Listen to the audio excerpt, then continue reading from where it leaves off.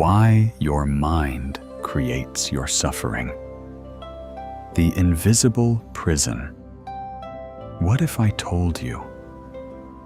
Most of your suffering isn't caused by life, but by your own mind. Not your job, not your past, not other people, but the voice in your head that never seems to stop talking. Think about it. Have you ever been lying in bed at night, completely exhausted, your body begging for rest, but your mind just keeps going? Replaying conversations, imagining worst-case scenarios, digging up mistakes from years ago like they happened yesterday. And suddenly, your heart feels heavy. Your chest tightens. You feel anxious, maybe even a little broken. But here's the strange part. Nothing is actually happening in that moment. You're safe. You're in bed. The world is quiet. Yet inside your mind, there's a storm. Why? Why does your mind keep hurting you? Oh, even when nothing is wrong? Let's look at a simple story. There's someone, maybe a lot like you. They have a decent job, a roof over their head, food on the table, friends who care about them. From the outside, everything looks fine. But inside, they feel constantly stressed, restless, never fully satisfied. One day, their boss sends a short message. "Can we talk tomorrow?" That's it. No explanation, no context. And instantly, the mind starts spinning. Did I do something wrong? Am I getting fired? What if I lose everything? I'm not good enough. By the time the next day arrives, they've already lived through an entire disaster, one that never actually happened. The meeting? It was just a normal check-in. No bad news, no crisis. But the suffering? It was real. And it was entirely created by the mind. This is the invisible prison most people live in. It doesn't have walls. It doesn't have bars. But it traps you, just the same. Because your mind is constantly telling stories. And here's the truth most people never realize. Your mind is a storyteller, not always a truth teller. It takes small pieces of reality and builds entire narratives around them. Someone doesn't reply to your message? They're ignoring me. You make a small mistake? I always mess things up. Someone looks at you a certain way. They don't like me. These are not facts. They are interpretations. But your mind delivers them with such confidence that you believe them without question. And once you believe a thought, it becomes your reality. Here's where the trap begins. A single thought appears. I might fail. That thought creates a feeling, anxiety. Then the anxiety feeds more thoughts. What if I embarrass myself? What if everyone judges me? I shouldn't even try. And suddenly, what started as a tiny spark has turned into a wildfire. This is what we call overthinking. But it's more than just thinking too much.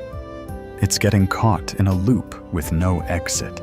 A loop where your mind keeps producing thoughts, and those thoughts keep producing emotions, and those emotions keep pulling you deeper. And the more you try to think your way out, the worse it gets. Most people believe that if they just think hard enough, they can solve everything. If I analyze this more, I'll figure it out. If I prepare for every possible outcome, I'll be safe. But here's the paradox. The more you try to control life with your mind, the more out of control you feel. Because life is uncertain, and the mind hates uncertainty. So it tries to fill the gaps with predictions, usually negative ones, not because it wants to hurt you, but because it's trying to protect you. Your brain is wired for survival, not happiness. Thousands of years ago, this made sense. If you assumed the worst, and you were more likely to stay alive. But today, that same mechanism is turned against you. Instead of protecting you from real danger, your mind creates imaginary ones, and your body reacts as if they're real. This is why a simple thought can ruin your entire day. Because your mind doesn't just think, it amplifies. It takes a small moment and turns up the volume. A comment becomes criticism. A delay becomes rejection. A mistake becomes failure. It's like having a volume knob inside your head, stuck on maximum. And most people don't even realize they're the ones turning it up. Let's pause for a moment and ask something deeper. What if your suffering is not coming from what's happening, but from what your mind is saying about what's happening? Two people can go through the exact same situation. One feels calm. The other feels overwhelmed. What's the difference? Not the situation, the interpretation. This is one of the most important insights you can ever understand. Your suffering is real, but its source might not be what you think. It's not always life that hurts you. It's the story your mind creates about life. And until you see this clearly, you'll keep trying to fix the wrong problem. You'll try to control everything outside of you, while the real cause is inside. But here's the good news. If your mind can create suffering, that means it's not permanent. It's not who you are. It's something that's happening within you. And anything that happens can be understood, observed, and eventually transformed. You don't have to stay trapped in this invisible prison. You don't have to believe every thought that crosses your mind. And you don't have to live at the mercy of your own thinking. In the next part, we're going to go deeper. We'll break down exactly how your mind create suffering, the hidden patterns, the psychological loops, and the ancient forces that keep you stuck. Because once you understand the mechanism, you can finally begin to free yourself. If you're ready to take control of your inner world, find peace, and understand your mind on a deeper level, make sure to subscribe to Buddha Flash.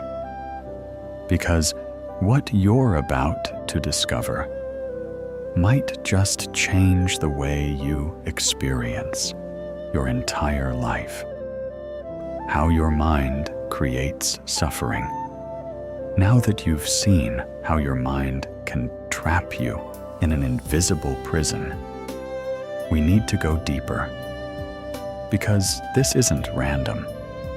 Your suffering isn't just bad luck or a rough day. There's a system behind it, a pattern. And once you understand how it works, you begin to see that most of your pain is not imposed on you. It is generated within you. Let's start with something ancient, yet incredibly relevant. There are 3 core forces that drive almost all mental suffering. They've been described for thousands of years, and they still explain the modern mind perfectly.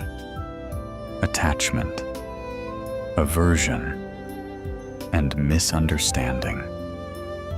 1. Attachment. The need for things to be a certain way. Attachment doesn't just mean loving something.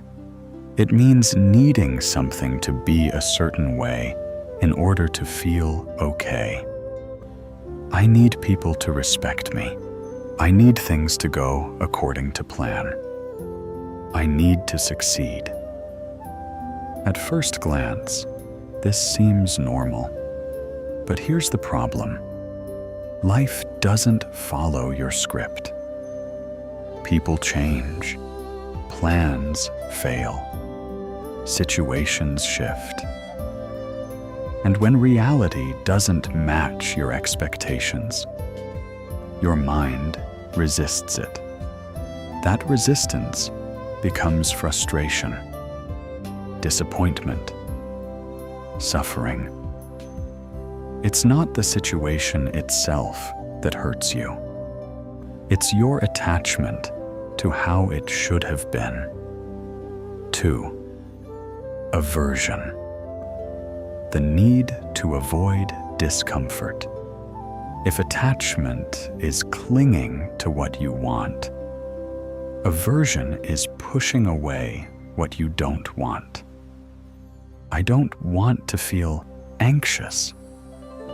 I don't want this to happen. I don't want to deal with this.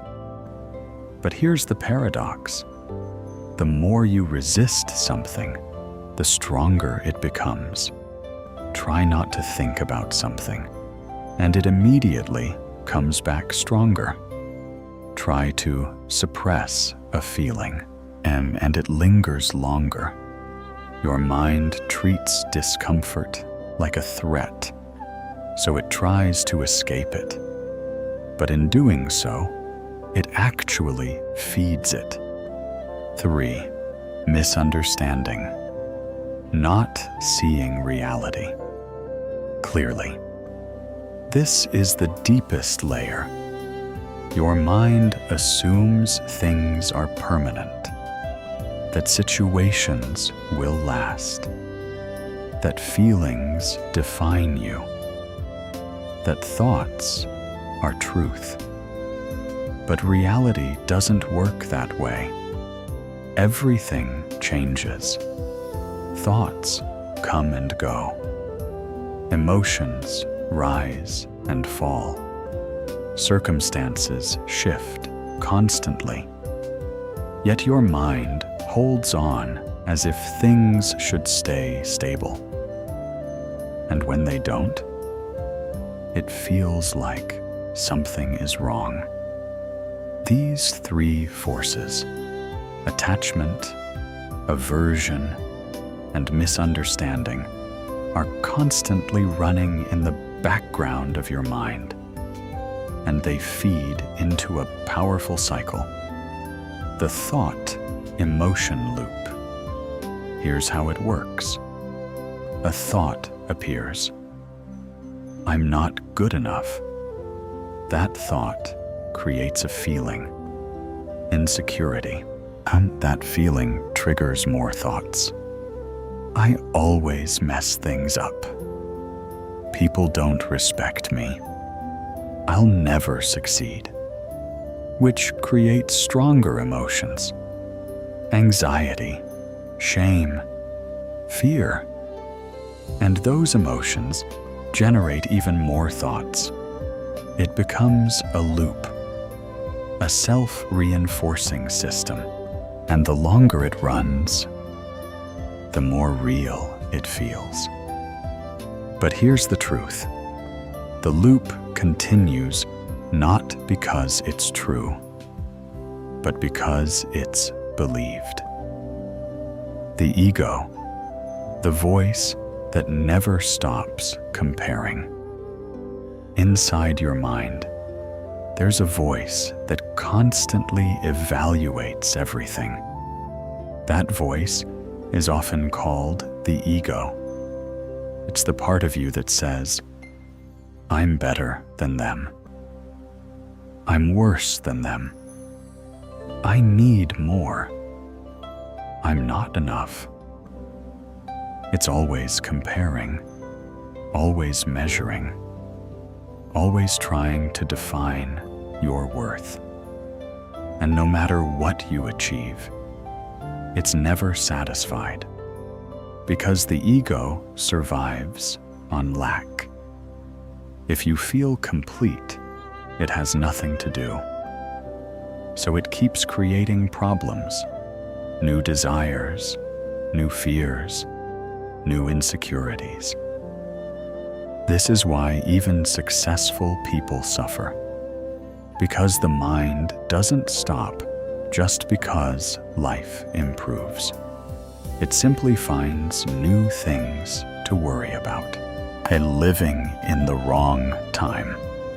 Another way your mind creates suffering is by pulling you out of the present moment. It lives in two places, the past and the future. In the past, it replays mistakes, embarrassment, regret. You think, I should have done better. I wish I could change that. Why did I say that? But no matter how many times you revisit it, the past doesn't change. Only your suffering increases. In the future, it imagines failure, loss, uncertainty. What if it goes wrong? What if I'm not ready? What if everything falls apart? And even though none of it has happened, your body reacts as if it has. So you're stuck between regret and anxiety, pulled back by what's gone, pushed forward by what hasn't come, and rarely grounded in what is. Why your mind prefers negative thoughts. You might wonder, why does my mind always go to the worst-case scenario? The answer is simple. It was designed that way. Thousands of years ago, your survival depended on noticing danger. If you ignored a threat, you could die. If you assumed the worst, you stayed alert. So your brain evolved to focus on problems, to scan for risks, to expect danger. But today, most of those dangers are no longer physical, they're psychological. Social rejection, failure, uncertainty. Yet your brain reacts the same way. It treats a critical comment like a life-threatening event. It treats uncertainty like danger. So your mind creates problems, even when there are none. Mental habits that keep you stuck.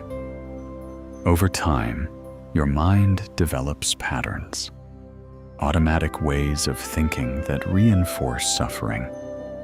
For example, you might catastrophize, always expecting the worst. A small issue becomes a disaster in your head. Or you might overgeneralize. One failure becomes, "I always fail." Or you personalize everything. Someone is quiet, and you assume it's about you. These habits feel natural, but they are not accurate. They're just patterns your mind has repeated long enough to believe. And here's the most important realization. If your mind can learn these patterns, it can also unlearn them.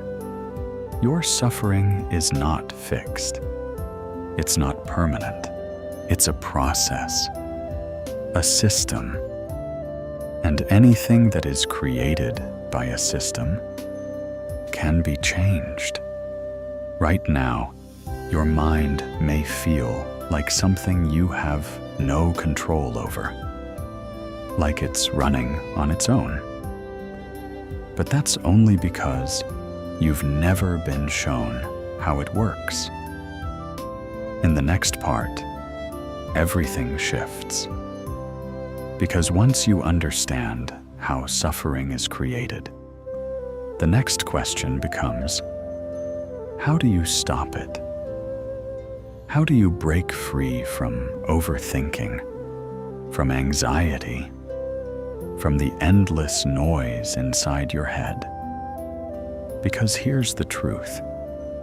If your mind can create suffering, it also has the ability to create peace.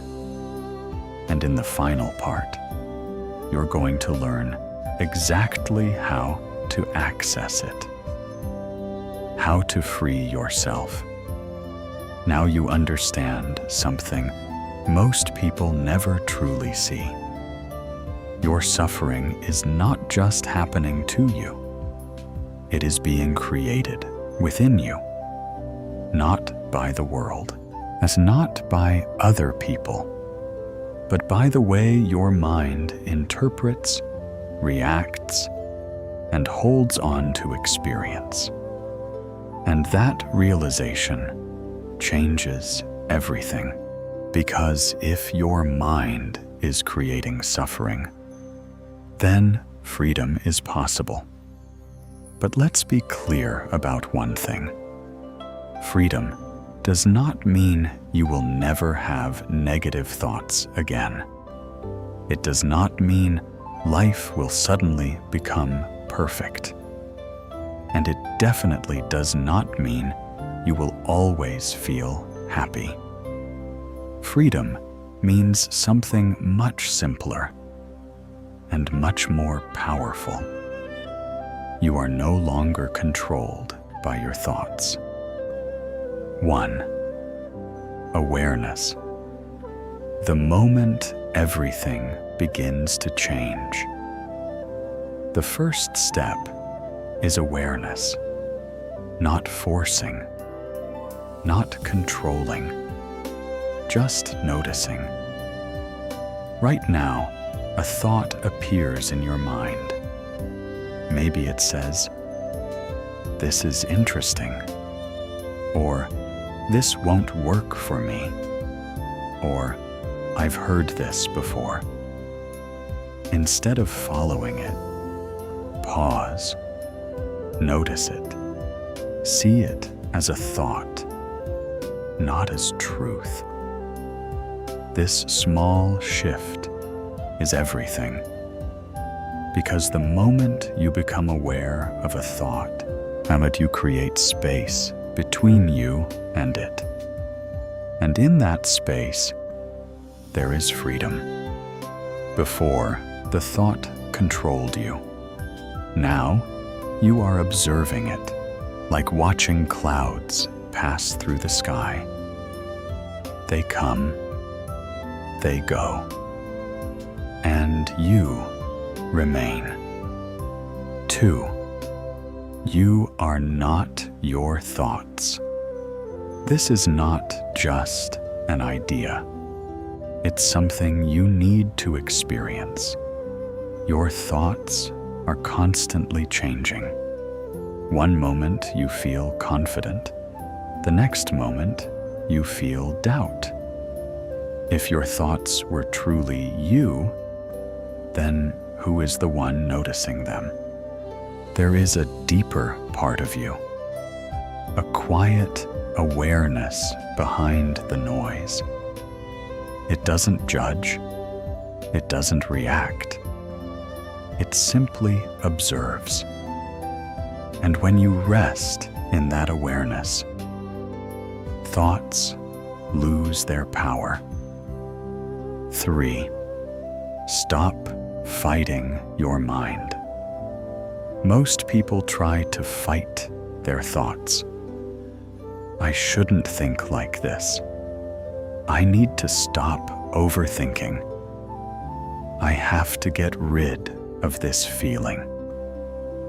But this creates another problem, because now you're resisting your own mind. And as you learned earlier, what you resist persists.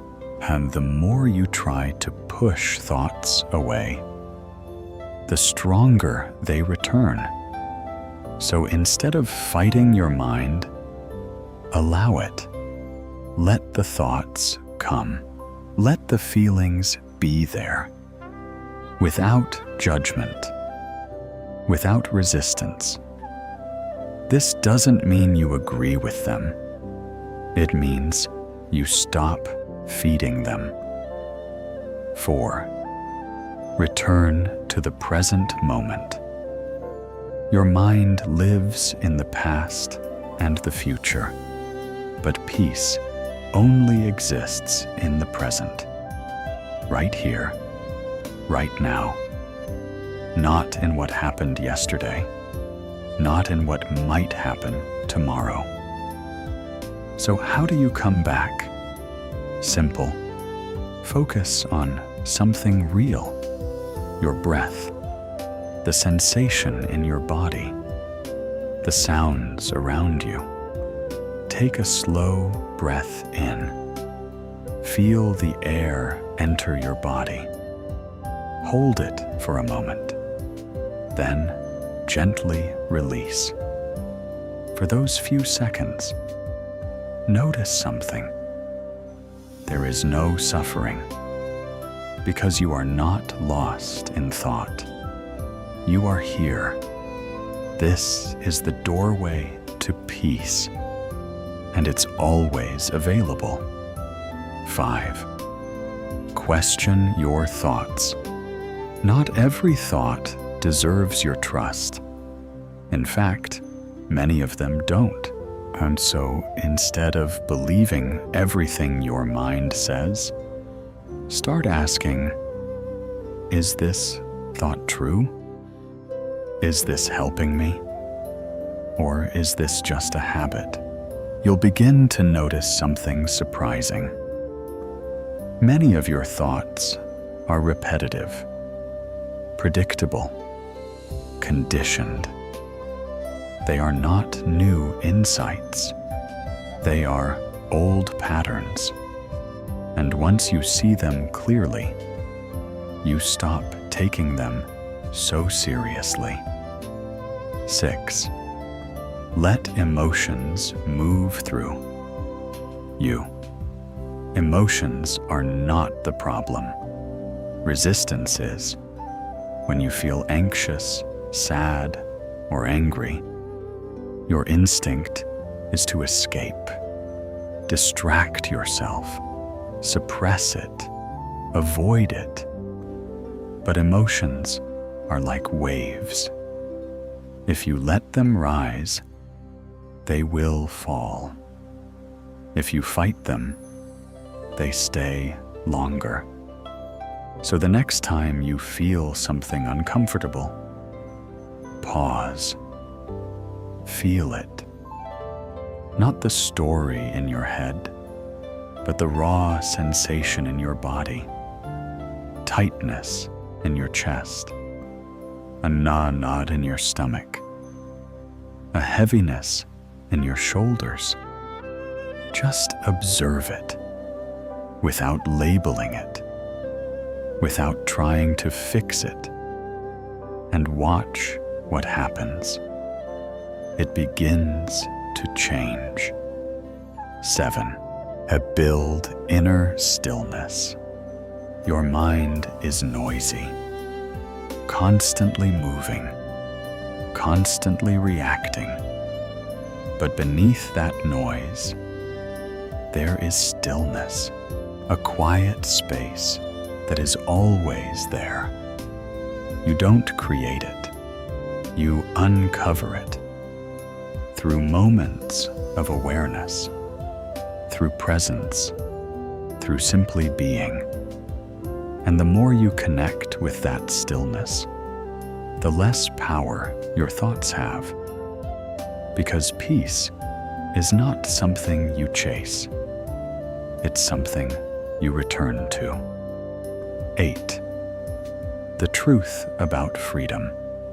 Most people think freedom means controlling everything, controlling their thoughts, their emotions, their life. But real freedom is the opposite. It's no longer needing to control everything. It's being okay with uncertainty, being okay with imperfection, being okay with not knowing. Because when you stop fighting reality, you stop suffering. Final insight. Your mind created your suffering. Not intentionally, not maliciously, but through patterns you were never taught to see. And now you see them. But that means something powerful has already begun. You don't have to believe every thought. You don't have to follow every emotion. You don't have to stay trapped in the same cycles. You have a choice to observe instead of react, to accept instead of resist, to be present instead of lost. And in that choice, there is freedom. If this message resonated with you, if you're ready to understand your mind on a deeper level and live with more clarity, calm, and purpose, make sure to subscribe to Buddha Flash, because this is just the beginning of your journey. And before you go, here's a question for you. What is one thought that keeps causing you suffering? And are you ready to finally let it go? Share it in the comments below.